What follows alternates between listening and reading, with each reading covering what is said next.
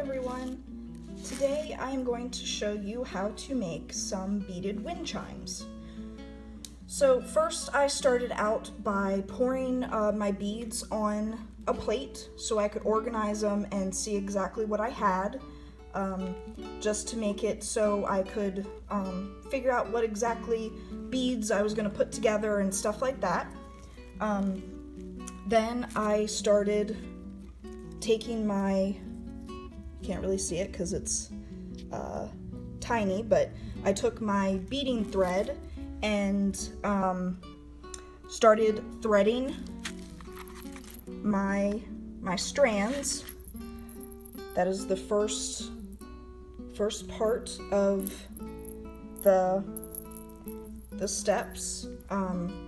There are bells, so I started by putting the bells on the end and knotting, and then continuing with the beads until I got the length I wanted, and I continued until I had 4 strands. I mostly used blue, but you can use whatever colors you'd like. You can mix them up, you can use certain colors. It doesn't really matter what style you do or anything like that. Then you set the strands aside once they are finished, and you take your dowel and you make the hanger part. So you'll have a piece of twine, and you tie it at one end, and then you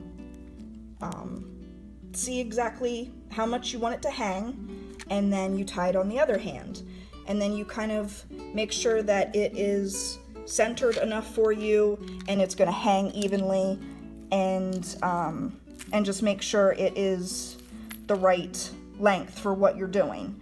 And then after you do that, you can start taking your first strand and you tie it to the dowel.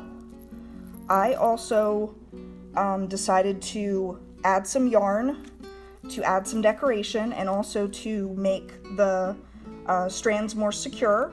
So I tied, after my twine, I tied the yarn and then looped it, and then looped it over the strand of the beads, and then kept going and going and going, and then I will add another strand of beads and then continue with my yarn until it's finished.